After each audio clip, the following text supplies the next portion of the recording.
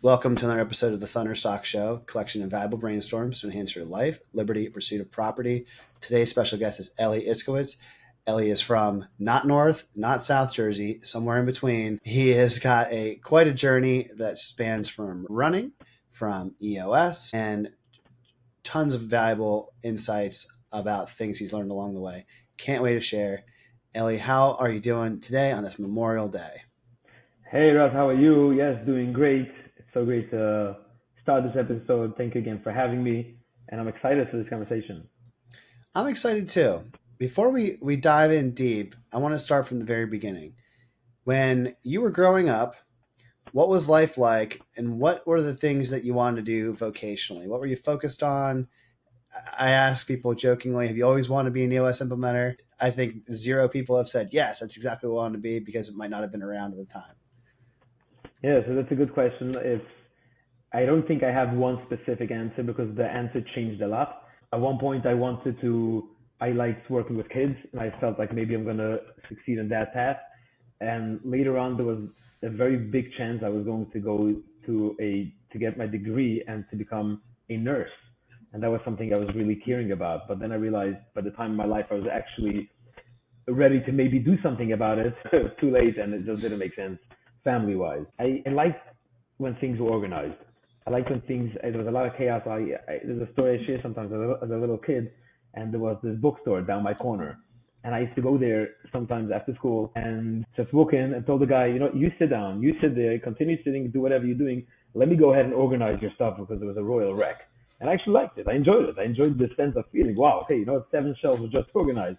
But as life took me through a bunch of different things, it became clear to me that I like to help people, and specifically is I like to help people gain clarity. I sometimes joke that ambiguity is my least favorite English word, but I use it so much because I don't like it. I don't like what it means, but it's just something that I always tell people. Ambiguous, when things are ambiguous, it makes us confused. We don't know. It's vague. It's not clear. The more clarity we can have, the more we can get stuff done in the right way, in the best way, in the most efficient and effective way. And that kind of had led me to get to know EOS several years back, and until I made the decision to kind of go into this full force. This was in mid or beginning of 2021, where I kind of made the transition to go into this full time. And that's kind of where I am since then. So you've always wanted to help people, but whether that was with kids or whether that was medically, you help people today in a different way. But what were some of your first business corporate type jobs? Like what did you do? It sounds like if I had to place you in an accountability chart within a business, integrator would be obvious. Helping to keep a visionary head from exploding in all different types of directions. Yeah, so that's interesting. It starts with, so my career mainly started in the world of construction, and that was in New York. So construction in New York, I'm sure you might have heard of what that looks like. It's sometimes, I would say not sometimes, it's usually a lot of chaos, sometimes not. There's a lot of stuff going on at the same time. And as hard as that can be, I actually like this. I like the challenge because, yes, we like to be busy. We like to have a lot of stuff going on. That's kind of where a big part of my working years were spent, and in different roles, like literally starting from the very bottom to growing more senior as the company grew along with us. I would say one of the things was always at the forefront of everything I did was communication. And it wasn't about, I came to learn this lesson the hard way, where I used to think that if I will communicate more, I will get the message through more clearer. Mm. And if I'll just say it with a bunch of more words, they will understand it better. And it hit me one day like a rock on the head. And they don't need more communication. And like I can share with you now, working with my clients now, probably one of the most popular issues on the issues list that come up universally is something with the word communication. Whether there's a word before it, whether there's a word after it, or maybe it's just the word communication. There's something going on there that people don't feel like the communication is working. And what I've come to learn is that it's not that we need more communication. We have communication, and we probably have enough communication. We aren't just communicating fully Mm. or clearly. That means you're giving over a message. If this person didn't receive the message fully, they don't need to hear more information or more words. They just need to clearly understand what you initially said for them to be able to take it. So that was one of the lessons I learned along the way. And I felt like in construction, that was a very powerful thing because if communication is not perfect, a tiny little misunderstanding might create a lot of chaos. There's specifics within the world of construction. So that was I would say a very big lesson that I learned. Wow, that's an interesting thought where sometimes less is more, and maybe not necessarily less, but it goes back to your ambiguity term, which I hate to bring up to you. I know you hate to hear it, but really it's clarity, right? It's why being a poet is such a difficult job. Why being a copywriter may be more difficult than being a novelist or a blog writer or someone that writes 1,000-word books. I mean, you can have someone that has to write a headline, and if you don't get past the cover page or the title of a book, good luck getting them to read the whole thing. Exactly. And just the concept of it's all about understanding that it's the clarity, and it's not the clarity that you're feeling, like you're seeing. We always say the visionary sees things, and he's trying to explain to people, like, are you hearing what I'm seeing? You know what I'm saying? Are you hearing what I'm seeing? But it's not about what you see. It's about how they're receiving it. And a manager should be able to have that mechanism or way of communicating with his direct reports, with his people, in a way that he knows that they receive the message right or not. And it's interesting with construction to use the analogy of a blueprint. Like if you could describe a blueprint that you may have in your head with exacting detail, using all the right words to denote what goes where. However, if you don't have the physical blueprint that makes sense, that you can hand off so somebody else can look at it visibly, tangibly, this goes back to, different Colby assessment types too, as well. Like I'm a 1 on, I believe it's Implementer, which means that you and I could talk about things that are abstract and I could be like, oh, I can picture it in my head. But I've worked with people that are 5s and above as Implementer, and they're just like, if you don't put it on paper, it doesn't exist. Yep. And just to piggyback on that blueprint analogy, so imagine yourself two extremely great artists, right? They can do blueprints with their hands. They don't even need software. They do it just on a paper. And you have that person giving them the vision. I see this here, I see that there, and then just go yada yada yada very fast. And now write it for me. The chances that these two people will write exactly the same blueprint highly unlikely. And then you look at both of them, like, how is that possible? I literally said the same words. You both were listening to me. How do you have the master bedroom this side, and how do you have it that side? How does that even work? And that's exactly at the root of what we're talking about. When the communication is clearly given over, you have to make sure you know that they have your vision clearly. And just while we're at it, there's a great tip where people call this echoing, right? Where either you echo back to them or you ask them to repeat back to you. Where let's say you finish giving a direct report a certain thing to do, a task, and before you leave them go, you want to make sure they really know what you just said. They understand it. So you ask him, I just want to make sure that I gave it over right. Do you mind just repeating it to me one more time before we leave? And just by them doing that, this extra 15 seconds could save us so much aggravation, so much frustration, because sometimes they'll respond back and say, bingo, that's exactly, go run with it, you got it. Sometimes they'll tell you something and you'll be like, huh? I just said that? Where did I say that? I had no intention of saying anything like that. And that's kind of where the communication helps. Yeah, and in construction, it's not even a far-fetched idea to say that 15 seconds, like you said, could save you 15 weeks, right?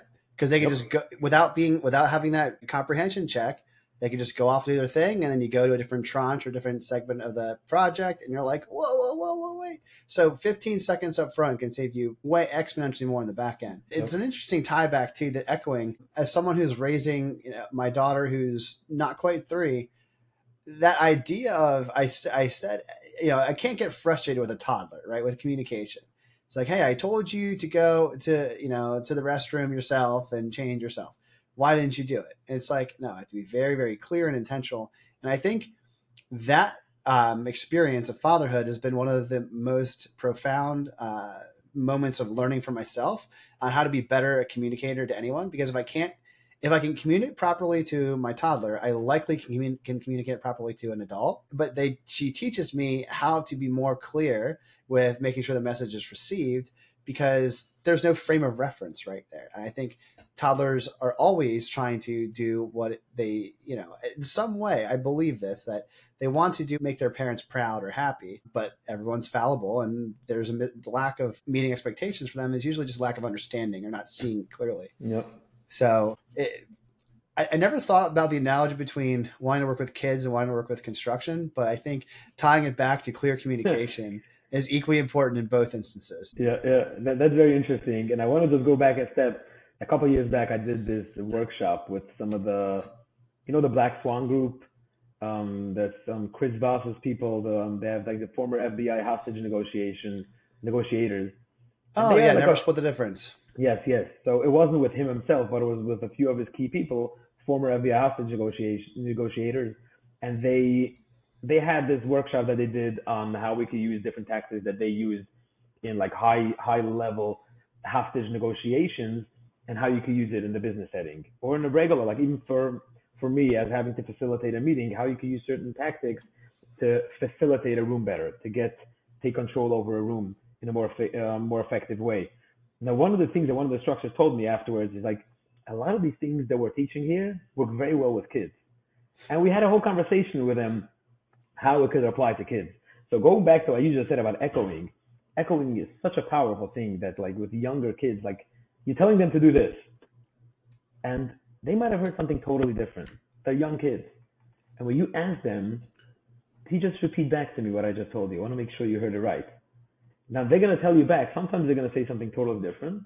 Sometimes they're going to say exactly what that is, but now they really know. Now they know that you know that they know. And that's a great thing you could also use with kids, which is interesting. Going back to the structure and the blueprint, I think one of the things that I take for granted from my years of EOS was just how profound the level 10 meeting tool was when I was first introduced to it, because like many people, I dreaded meetings. I thought these are a waste of time. I'm just going to be a passive participant listening to someone else speak. I don't really know, what I'm supposed to get out of this. But then when I did the first level 10s, I was like, oh, this is what it's supposed to be like, where it's an engaged, productive, there's clear finish and end, and you're within, these are the rules of engagement, so to speak. And I think that echoing is reflective in that tool, because one of the things that if I'm, I don't implement, but I've self-implemented and worked with other teams that may have never done EOS before, and they come on and now we're going through it for the first time. Like, why do we have to repeat the to-dos? Because these are the most important things that we get. These are the next steps from the meeting to get continuity. Like, yeah, you have to recap the to-dos at the conclusion. If you don't recap them, then it doesn't really sink in. And also, if you don't say, I got it, after you repeat it, there's probably some trickery with echoing that like it enhances the likelihood of follow through. Yes, yes. And I think, I'm not sure, but I think this is maybe from Patrick Lencioni, where he says, I don't remember the percentage, but he says like a huge number of meetings just become a waste of time because they don't recap to do it at the end. And the concept is there's also a level of commitment. Like when we're recapping it and you're telling me, okay, Ellie, this is what you have to do. And I'm just giving you that verbal nod or I say got it or give you a thumbs up. I'm kind of reaffirming or recommitting to the team in the room, next week, Tuesday, it's being done. And one more important part over there is when we're recapping to-dos, we're recapping it to make sure that we're all on the same page as to what's going to happen, including myself, because this might have been 45 minutes ago that I committed to this. And I want to make sure that I know exactly what did I commit to? Oh, I said I'm going to reach out to him. Why would I? Oh, that's why I want to reach out. Let's just add these couple of words to this do to make sure that I really know what this is. Because I don't want to, again, it should not be ambiguous. It should be super clear and we could be real accountable to it. So next week I can say done when the to-do is done. So there's like a second benefit of really reviewing it and recapping it. This reminds me of one of my favorite quotes. It's like clear beats clever every time when it comes to copywriting, content writing. I think that you would agree with that quote. And I feel like sometimes my BS meter goes off when I hear someone trying to say many words that may require vocabulary of that of an Oxford scholar. And it's like, what are you hiding is the question I have to try to say. Why can't you speak more directly? It's a bit of a pain point for me. As someone that was probably inclined toward that, my schooling was that of English and philosophy. And I thought, oh, if I just read all of the great writers and thinkers, then I could, it's just like the older I get, the more I'm like, who was great? Dr. Seuss. Who was great? Gino, who could transform his idea of a business operating system into thousands, hundreds of thousands of other minds where they got it on the same page.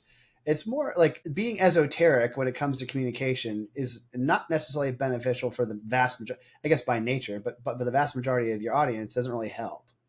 Yeah, and what I've realized, going back to the, let's say, for example, the level 10 meeting, if we're part of a meeting, I could sometimes feel like if I'm here, I should have a say on this topic. But what if I don't? What if what I want to say was already said, and therefore there really is no point in me repeating it? And that's where I actually see people go off on these type of long monologues or something with a lot of wordy, clever versus clarity, when they're just trying to, I have something to say, and therefore I have to say it. Or I don't have something to say, but if I don't have something to say, well, people think less of me because I'm not saying anything. So let me just start rambling, because like that, at least I showed that I'm part of the meeting and I have a voice.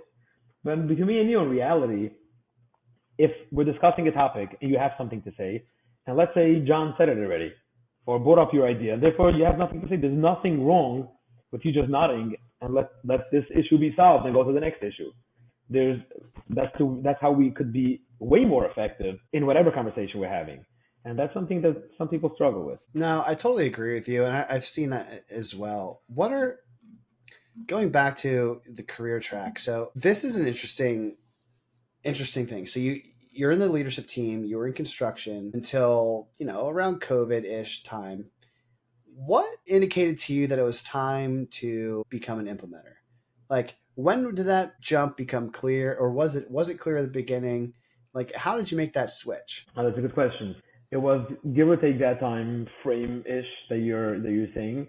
My wife at that point, it was kind of together with me, but it was mainly run by her. Had this small little company where she did private chef, and it was a super interesting concept. It was like for us, the kosher world, kosher eating people, and it was a different type of topic, a different type of concept rather, where it wasn't she didn't go down to somebody to do private chef in their home. She would bring it delivered to their house, like so it's all ready, and they could just either pop it into the oven and warm it up, and it's fresh, delicious food. At that time, that business was kind of in the beginning stages, early stage. Not wasn't the beginning, but it was like growing. And I had at one point there was some decision that had to be made, like where am I going? What's my next step here? And one of the things that I kept coming back to was the world of coaching, and just kind of thinking of what I really like to do, where I found value, where I found good conversations with people in the past. And somehow, some way, this was happening even years before that. I had this conversation with my wife about maybe going into the world of coaching. At that point, we called it consulting, because I used to have a lot of friends or family that used to call me, and I had good conversations with them, trying to help them discuss whatever they were going through at that point. And it just never felt right to me. I don't know. I felt like I'm too young for this. Who said I'm good for this? Like, it didn't make sense to me. I should go start telling people what to do or how to do it. And then one day I got introduced to EOS through a friend, and I just immediately gravitated towards it. He just showed me a little bit about it, and I'm like, tell me more, tell me everything. I started making a lot of calls, reading a lot of books, listening to anything I was able to get my hand to, and I liked it a lot. I loved every part of it. It resonated so deeply with me, and that's where I can't remember exactly when it was, but where it hit me, where that whole thing where you never wanted to be a consultant because you felt like it's not you, or you didn't like it, or you didn't feel like it makes sense to you. This is something similar. You're helping people in essentially very similar track to that, but it's a very different type of helping, because Mm. you're not consulting at all in any way. Consulting is where you're telling people do X, Y, or Z, make a right, make a left.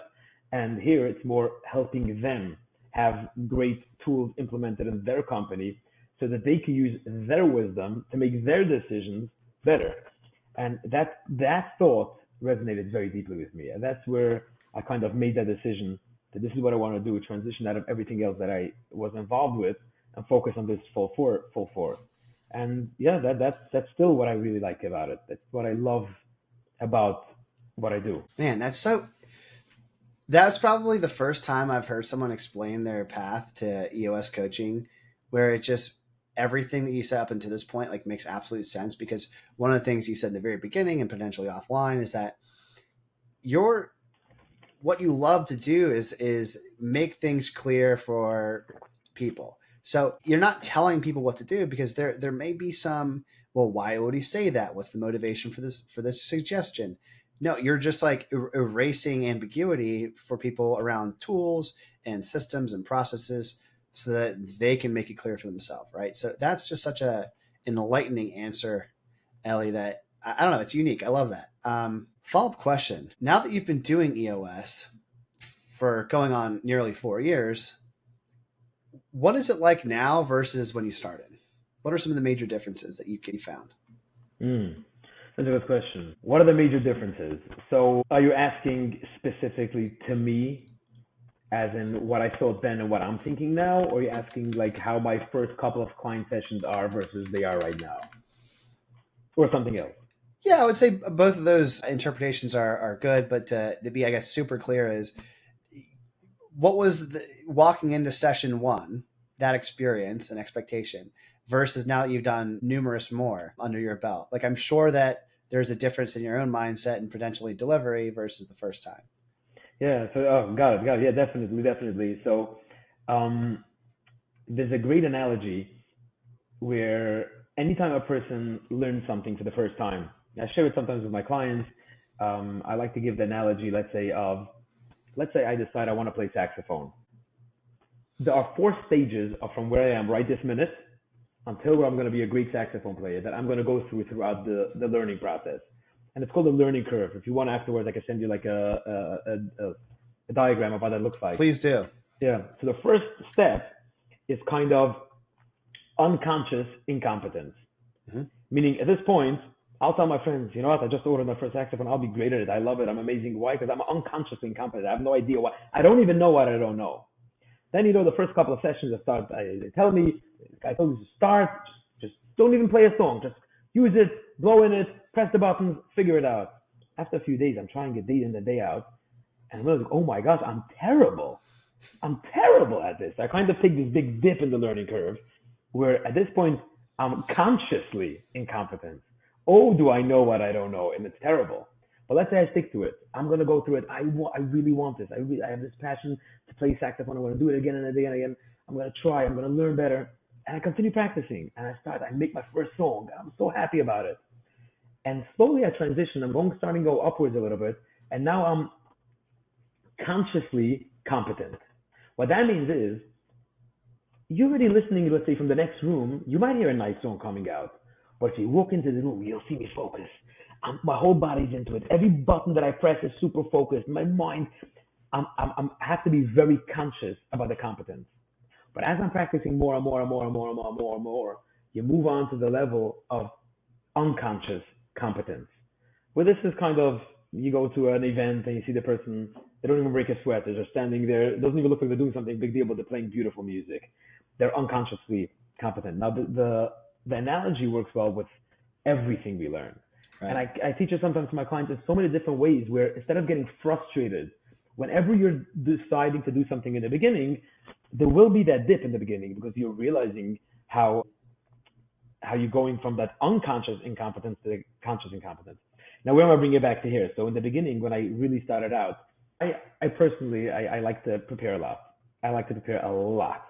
So I would say probably before I walked into session number one, I could exaggerate, but I'm afraid it's not even an exaggeration of how many hours and hours and hours and hours I prepared just to make sure I could really do it really well. But obviously, it's the first time you're doing something in this specific manner. So was I scared? Yes. Was I excited? Very. But at the same time, there was that these couple of feelings at the same time. But got through the first one, second one, third one. The first couple of them, I probably remember every one of them vividly. I can tell you where it was, who I spoke to, how it even went, like what was on the table. I probably still remember which water bottle was there. But it's a very big deal. It's kind of a major milestone. I would say as time moved along, obviously I learned it better. I got better at it. And specifically for me, one of the big passions also was the controlling the room, or otherwise known as facilitation, getting people to be heard, getting them to come to a conclusion, obviously, getting them to not repeat themselves because just for the sake of saying something. And these are all different things. You try to learn. I'm a learner at heart. I try to learn a lot. One of my personal values is we're always on a journey. We never arrive. There is no destination when it comes to learning certain things. You always want to just become a little better, a little better, a little better at it. And obviously, when I'm becoming better, I'm helping my clients become better. And that's kind of the goal for them to become better. And the whole ripple effect starts going, and that excites me. It's so interesting to hear your breakdown of just learning is universally applicable. Reminds me of the Dunning-Kruger effect, which I'm sure you're familiar with, and it's probably a one-to-one parallel. And it's like when children have the aspiration that they want to necessarily be like a professional athlete, right? And they're like, "Oh, I can do this," right? Because they don't know what it takes. And then, as someone that's taken steps to try and pursue that, whether that was full of childlike curiosity or just reckless knowing of the steps to take, I found that people get to what I think of the valley of despair, where the hardest part is to get past that conscious incompetence to get to conscious competence. And I feel like a lot of people quit. I think one of the things that EOS and facilitators do a great job of is helping people not to quit once they become conscious of their incompetence Yeah, yeah. necessarily. Like it's part of the accountability, right? And what are some of the things that you've witnessed in learning stages? You've learned many things, you've helped other people learn many things on tips and tricks or heuristics to get through that conscious incompetence once they become problem aware, right? Not to internalize it personally, but say this is a skill deficiency, not a person deficiency necessarily. Yeah, so I love that. The first thing that comes to mind, I always like to give analogies that are from something totally different because that's how we could process it better and then we apply it back to us. So let's just take that kid that wants to play, or adult that wants to play saxophone. Now, it's so easy to give up. It's so easy to give up. It's super frustrating. There's that famous thing, the 1,000 hours of practice, right? We want to Mm-hmm. become perfect, we want to become excellent at something.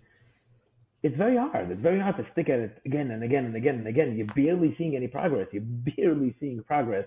And how do you stick to it? So I'd say one of the most fundamental things that it is, why are you doing it? Mm. Why do you play saxophone? Oh, because your older brother plays a different musical instrument? Is that good enough of a reason? Probably not. But sometimes there's a why. I mean, there's always a why. The question is what the why is. If the why is a real good reason, you could clarify to yourself. Like, and you can do your own. Like, sit down on a paper, sit down with a paper, and just write down why am I doing this, and you'll write some stuff down. But why? But why are you doing that? Why do you want that? Okay, and why do you want that? And sometimes you'll get to the goal. Okay, that's why I want to do this. And when that's crystal clear in your mind, you'll be able to stick through it because you have that motivation of front of center of everything you're doing. It's like, let's take the diet analogy, right? Somebody goes on a diet. It's very hard. I could say just from my personal experience, it's a very hard thing to stick to a diet. Some people have better discipline habits than others. Some try better. Some have that grits, whatever you may call it. There are sometimes a person goes to a doctor. The doctor tells them, listen up. If you don't lose 50 pounds, you're probably not going to live for too much longer. That guy doesn't need more motivation. He has his why so crystal clear that he's going to not eat anything after 7 and he's going to not eat whatever he's not supposed to eat. So why? Because the motivation is so clear. The why in his case became so clear to him that there's no pen, there's no paper. I don't need to write anything. Then I know what my why is at that point. But we could, whatever we're doing, bring ourselves to have that why so clear.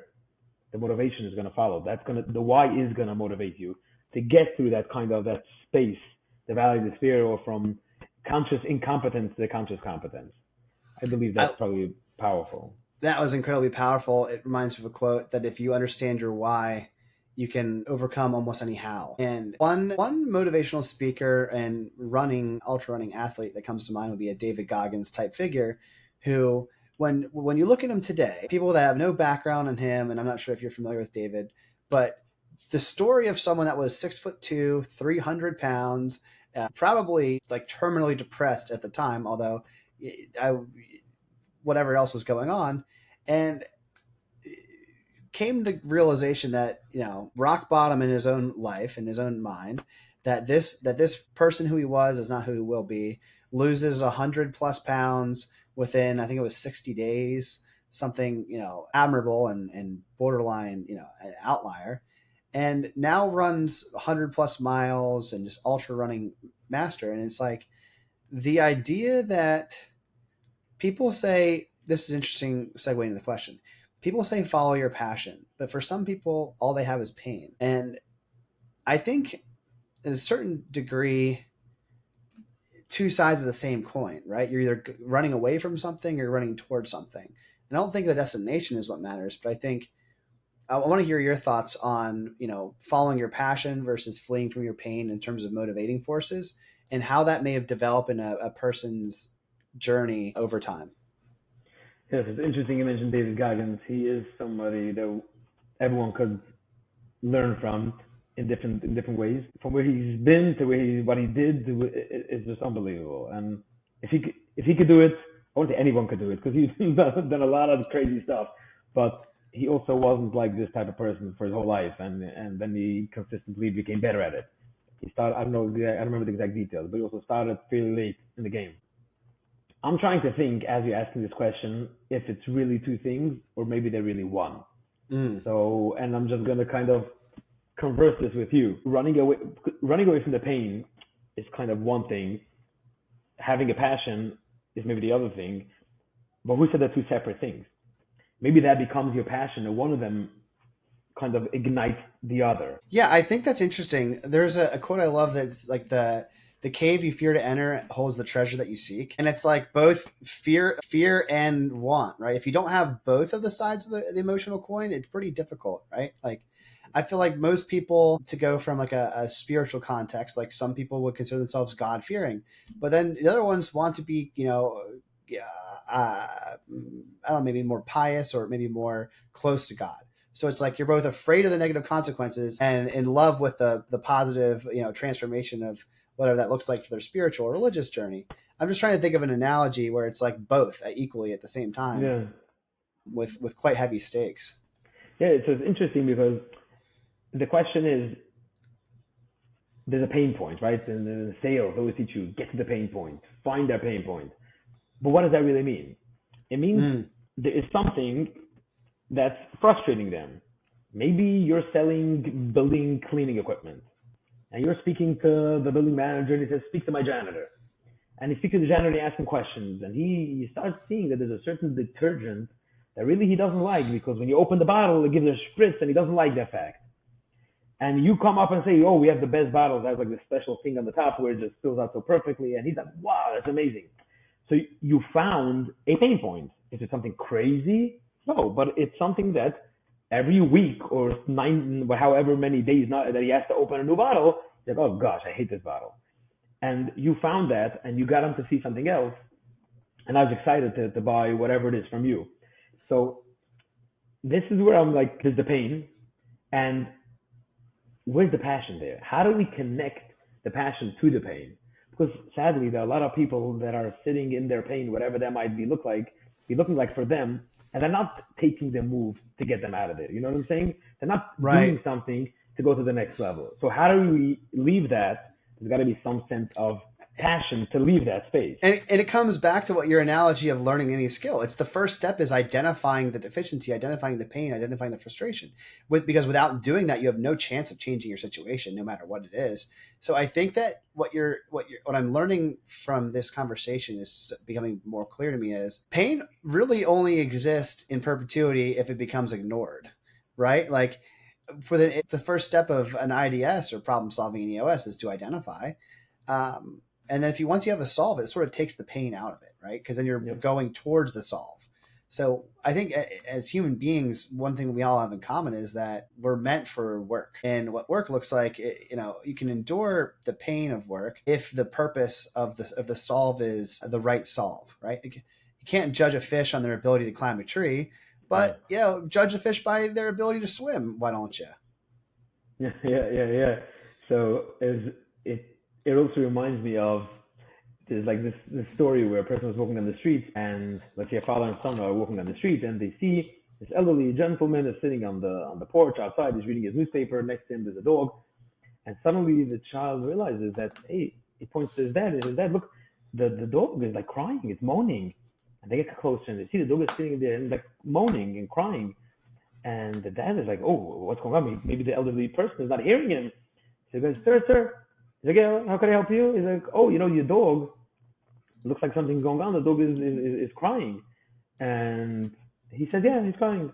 They go, why is he crying? They go, oh, because he's sitting on a nail. He's like, sitting on a nail? So why doesn't he go off? They go, because he's not in enough pain yet. And they go, ooh, that's the source. In other words, Sometimes there's that thing where a person, if you're not in enough pain yet, you're not going to make a move. You're going to stay there. Now, I remember once having a conversation with someone, and she said, now the trick is, how do we increase the pain to help us expedite to make the next move quicker? Because if we're going to be comfortable, we're not going to make the move so fast. So the trick is, in a certain sense, in a scenario where you feel like maybe change is the next step, but I'm going to be comfortable here. How do I make that pain feel it more to be able to make that next step? Ellie, that is such a wild story. I'm so glad you shared it with me because one of the things we talked about, you mentioned earlier, is the commonality between successful entrepreneurs, people in business, is their toughness, their grit, their stick with itness. So then, okay, this is the $1 zillion question. How can someone who's an entrepreneur know when the pain is sufficient enough to pivot and change versus continue through? Right? Because when we talk about this, it's two sides of the same coin, right? When it comes to clarity of decision, sometimes it's so difficult to know when to endure and when to pivot, change, not necessarily give up, right? But like get off of the nail. Yep, yep. And you reminded me of that quote. I don't know who's credited for it, but it's kind of similar to what you're saying. It's like it's more important that you decide than it is what you decide. So kind of when that entrepreneur has that crossway where am I going right or left, staying where you are is not going to help anyone. You're just avoiding something. Sometimes you got to make the wrong decision and learn from it. But making no decision is not an option. So Yeah, it's better to make the wrong decision than no decision. yep, exactly.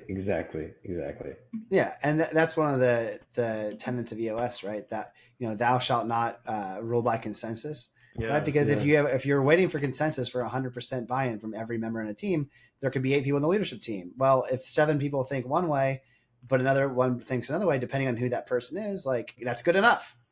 And at the same time, if the person who's in charge of decision, let's say it's the visionary, is strongly on one direction and the 7 people around them, that could be identifying the issue. Look at why is there not consensus? Is the visionary not saying the vision clearly, like we talked about earlier? Yeah. Or is the visionary not seeing the same picture that's clear to 7 other people? And I think that might be a tricky part of what you do. Yeah. And I want to add just something because there's a little bit of a misunderstanding, and this is like taking it to a different topic in a sense, where thou shalt not rule by consensus. And I sometimes get this question: what do you mean that everybody needs to be heard? And like, it's very simple. It's not as complicating as it sounds. 80 to 90% of the time, if you're a good, well worked on leadership team, you will all agree on it. However, just because we're humans, we have very different worldviews on stuff. So there will be that 10-20% of things that we will not all agree on it. But there's no point in us going over it, treading water over and over again, because we're not going to get any further because we're seeing it differently. And that's kind of where we have to say, no, you can't rule by consensus because you're not getting anywhere.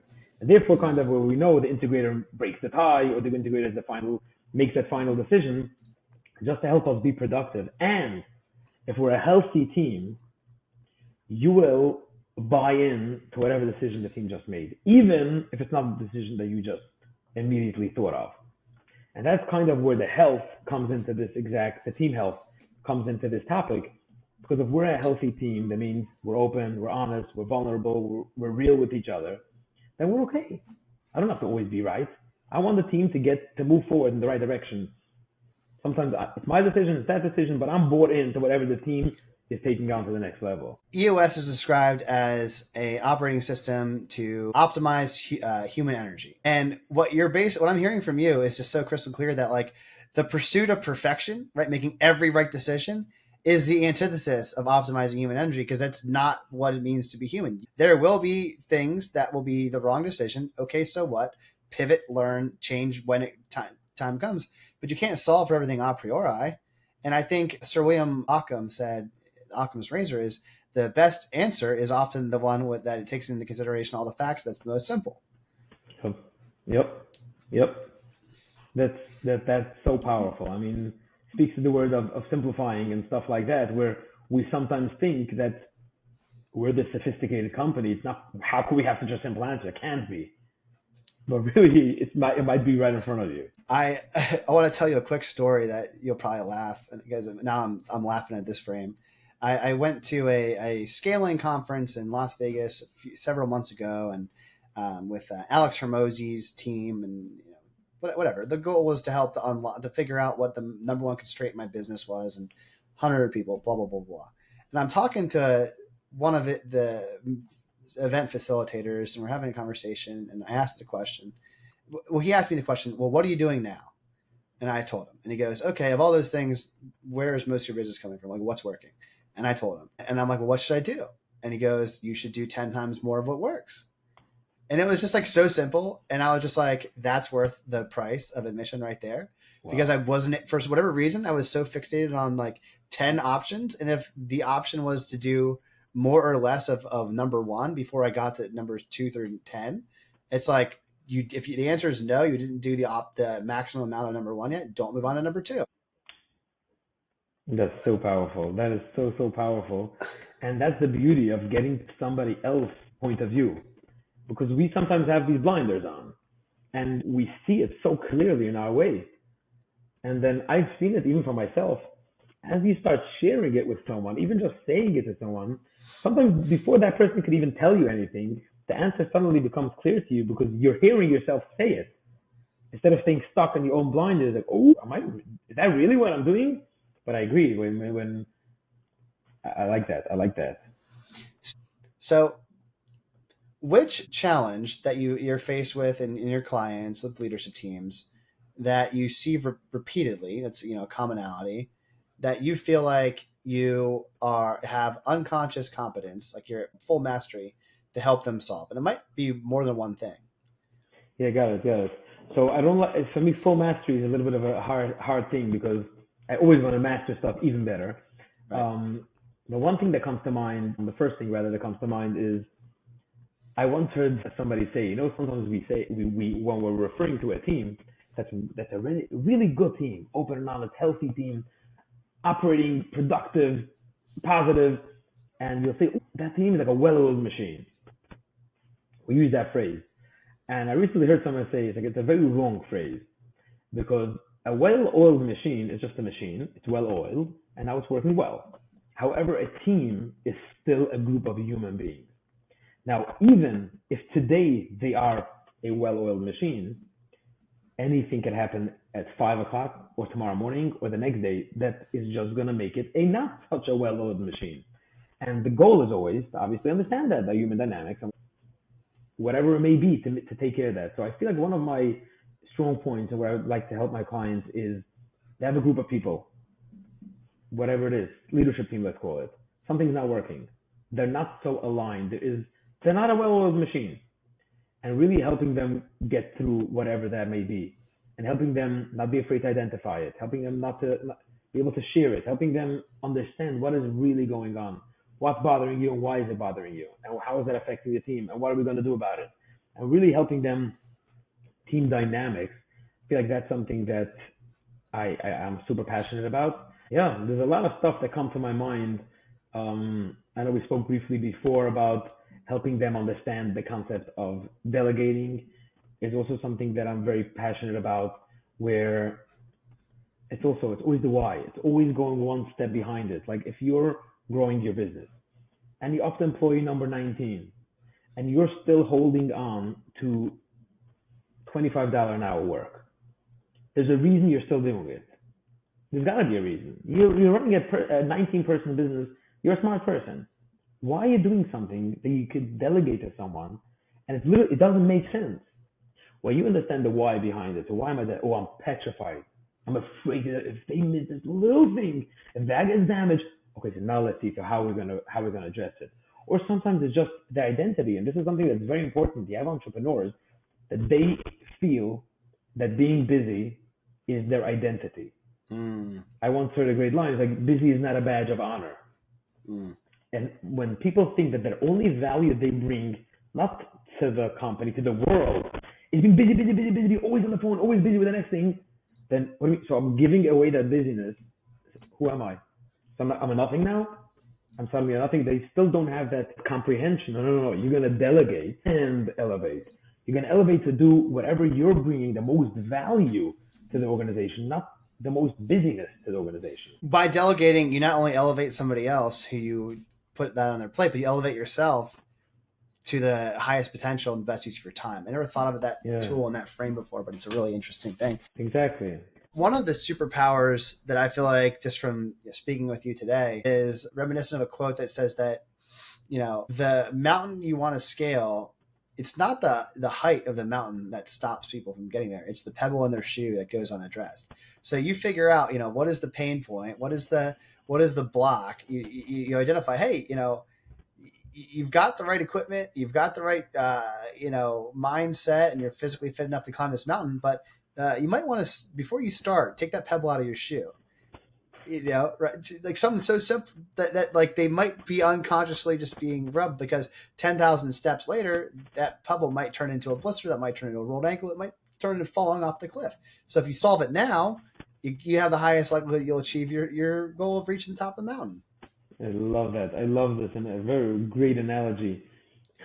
Speaking of a pebble, ready for a different analogy for a minute? Please. So I sometimes share this with my clients when we're talking about IDS, right? Understanding why it's so important to identify and discuss before you get to solve, and specifically the identify part. So I share with them this little analogy. Imagine you're walking on the street and you see a person is like limping, and they're limping, and you realize your car is parked right here, and you have an old pair of crutches from so way back when, you never gave it away, you never did anything, and you're like, oh, I can help this guy, let me give him crutches. And give him the pair of crutches, and I feel like the guy he's figuring it out much better, and you're so proud of yourself. Well, you still haven't done anything about the pebble that's stuck in his shoe. And the point is, if you don't identify what the issue is, there's nothing wrong. There's a pebble, and that's why I was limping. These crutches are not helping him. You're just pushing the issue a little further down the road, and that is exactly what IDS, identify, discuss, and solve. That's kind of the concept behind it. I think one of the things, Ellie, that you do, I know I asked this question, that you make a significant impact on others, is to really help people to zoom out and look at the big picture. And what is one thing that people might misunderstand or be confused about when it comes to the concept of zooming out and looking at the picture, like the 30,000 foot view? Like, how do some people get that wrong, or where's their confusion around that type of frame? Yeah, there's step number one. So it's a different way of thinking, and anything that you haven't done it's different. It's going to be hard in the beginning. So let's just put it into something for a second. Let's call it a clarity break, let's say, right? Let's say I'm going to take 45 minutes tomorrow, go to a local coffee house, pen and paper, no phone, airplane mode, empty my mind. Like slowly zoom out, take that 30,000 foot approach, and try to see what I'm seeing. What am I seeing? What's working? What's not working? What's going through my mind?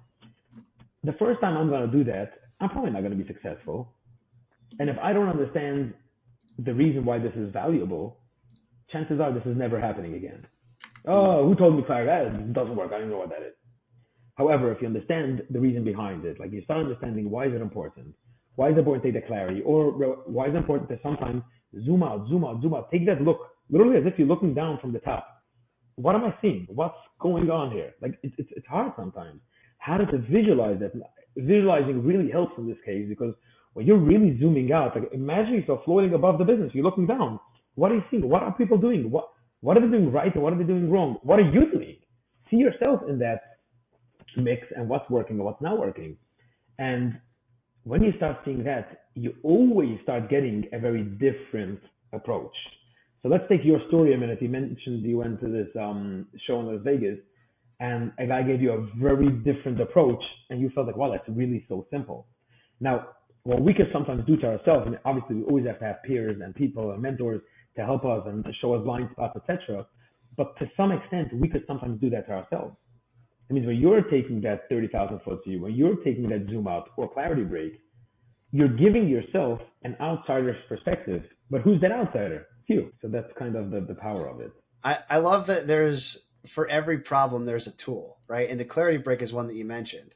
And you basically said why the tool is powerful, right? And I think that's such an interesting way to facilitate and to implement, is it's not just here they are and how to use them. It's why they are and why you should use them. Exactly. Well, I could probably talk to you for much longer than we have both allotted for today. But I want to start landing the plane, so to speak, with a few questions that are near and dear to my heart as far as favorites. Number one is I call leave a question, ask a question. So my last guest, without knowing who you were, has this question for you. And that question is how much is enough and how do you know when you have it? So I once heard this great speech, and the guy was saying, "It's never too late, it's never too little, and it's never enough." That was an interesting thought. So now my question is it ever enough? So here's a thought. When it comes, there's a difference between being and doing. Correct. So I think the first half of your question is the doing part. The second half of the question might be the being part. So Okay. let me explain what I mean by that. So how much is enough? How much is enough is probably how much I'm doing is enough. And I don't think there is a fair answer that's a blanket statement that applies to everyone. Because for some people, they're designed to work a little less. For some people, they're designed to work a little harder, and doesn't make any of them right or wrong. At the end of the day, nobody knows yourself better than yourself. We could sometimes feel like, wait a minute, I just worked a full day. Did I do enough? Did I not do enough? Do I feel worthy? Did I not feel worthy? If you put yourself into a structure that's considered normal, let's call it the 9 to 5 for a minute, right? Let's speak about the employer for a minute before we go to the entrepreneur. For the employee, you work 9 to 5. You can't beat yourself up. You can't work 9 to 9 and then 9 to 9 again. That's a recipe for burnout. So burnout, now going back to the entrepreneur, might be the indication of maybe I'm doing too much. And burnout, I don't mean when you actually burn out. I'm talking about when you're starting to feel the initial feeling of burnout. It's okay. So wait, stop a second. What's causing that? Why am I suddenly feeling that way? I used to be so passionate about my business. Why am I dreading it now? What is really going on here? And I want to be very careful with my words because it doesn't mean that now you should stop doing what you're doing. No. Maybe you really need to do more, or more of what? What exactly are you doing? What is that? The second question is, when do I know I got there? That's already maybe a different question because a person is enough. The person is enough, the human being. And I'm not sure if that was the question that other person left. No, but I love your train of thought because it goes back to an analogy of David Goggins, right? Like someone could say, "Oh, you've done enough. You have nothing left to prove." Blah blah blah blah. But it goes back to his very beginning run, his first ever run when he started losing that 100 pounds in 2 months.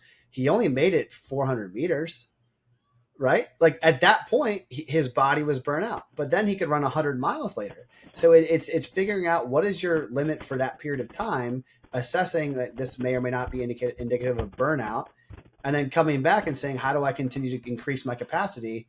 Because your capacity is not fixed, is what I'm hearing from you. Yeah, Especially exactly. for entrepreneurs. Like burnout is not a sign to give up forever. It's a sign to step back, reevaluate, and identify, okay, why was I only able to run for 400 meters? Well, because you have not run at all and you're 300 pounds. So let's try again the next day and do 500 meters. And the next time do 600. I think that is a much healthier way to look at the idea of how much is enough and when do you know when you have it, because it's not like that would be making the faulty assumption that the destination is the goal, but really it's the journey. Exactly. And it reminds me of a quote I once heard where it says, there's the famous saying, experience is the best teacher. Mm-hmm. And he said, no, experience is not a teacher. Experience is nothing. Experience just happened to you. Did it teach you anything? I don't know, maybe. But evaluated experience, that's the best teacher. Because some people go through life experiences and learn nothing, sadly. But if you take a minute, pause a second, evaluate what just happened, what went right, what went wrong, and what could I do differently next time to make it even better. That is going to make you a lot better. Man, I am so glad that question was asked for you. Now, on the other side of the coin, what question do you have for the next guest, not knowing who they are?